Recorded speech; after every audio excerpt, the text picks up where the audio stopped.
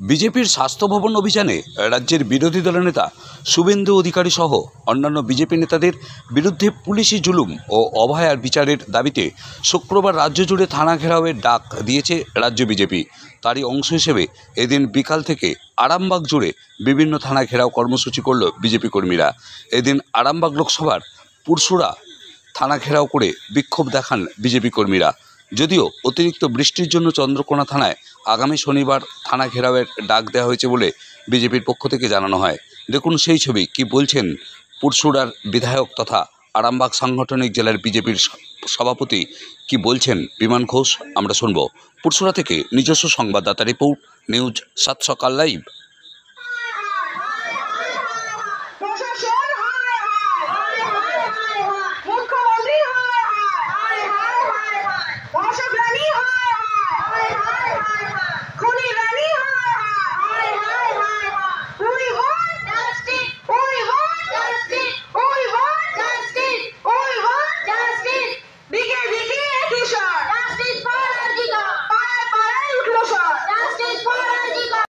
গোটা রাজ্যব্যাপী আজকে আমাদের রাজ্য সভাপতি উনি কালকে নির্দেশ দিয়েছিলেন যে আরজিকর কাণ্ড নিয়ে প্রত্যেকটা থানায় বিক্ষোভ কর্মসূচি করতে হবে।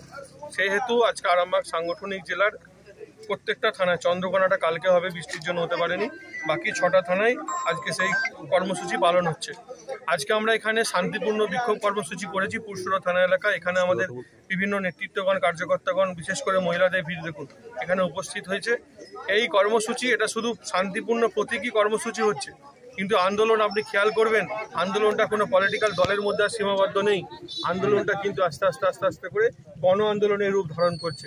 দোষীদের যদি শাস্তি না হয় আর মহিলাদের যদি নিরাপত্তার কোনো অভাব হয়, নিরাপত্তাহীনতায় ভোগে, তাহলে এই আন্দোলন কিন্তু আজকে শুধু বিজেপির আন্দোলন নয়, এই আন্দোলনটা গণ আন্দোলনের রূপ নেবে এবং সেটা খুব তাড়াতাড়ি নেবে। আপনারা জানেন যে আগামী 27 তারিখ ছাত্র আন্দোলন আছে নবান্ন চলো বলে। সেই ছাত্র আন্দোলনে ছাত্ররা সেদিনে বুঝিয়ে দেবে যে তারা কি জিনিস। তারাও চাই, কারণ ছাত্ররাই ছোট থেকে বড় হচ্ছে, তাদের ফিউচার বাঁচানোর জন্য তাদের লড়াইটা তারা লড়বে। কিন্তু তৃণমূল বলছে এটা ছাত্র আন্দোলন নয়, এটা বিজেপি তাদেরকে উস্কে কোনোভাবে আন্দোলন করার চেষ্টা করছে। তৃণমূল কংগ্রেসের এখন মুখটা বন্ধ রাখাই ভালো। একটা যখন মুখ খুলবে একটাই ভুল। আদালতের কাছে, হাইকোর্ট থেকে সুপ্রিম কোর্ট পর্যন্ত যেইভাবে ভর্ৎসনা পাচ্ছে এই সরকার এবং এই সরকারের পুলিশ, তারপরে এদের মুখ খোলা উচিত নয় কোনো একটা জায়গায়। কিছু সিবিআই যে রিপোর্ট দিয়েছে আদালতে, সেই রিপোর্টে সন্তুষ্ট নয় আরজিকরের যারা ডাক্তার, পড়ুয়া, জুনিয়র ডাক্তার।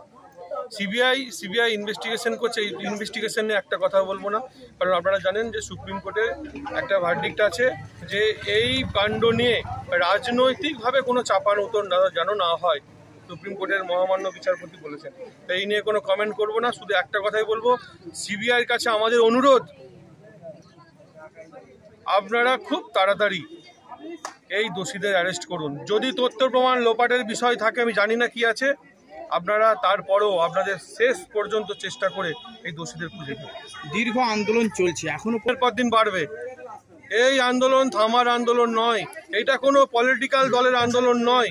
এই আন্দোলনটা পশ্চিমবঙ্গ তথা গোটা বিশ্বের মহিলাদের কাছে একটা বড় বিষয় হয়ে দাঁড়িয়েছে। তাই আন্দোলনটা আজকে শুধু পশ্চিমবঙ্গ কি ভারতবর্ষে সীমাবদ্ধ নেই।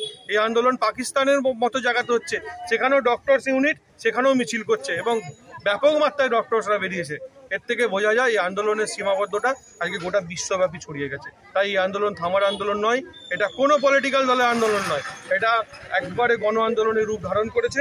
যত দিন যাবে এটা বাড়তে থাকবে।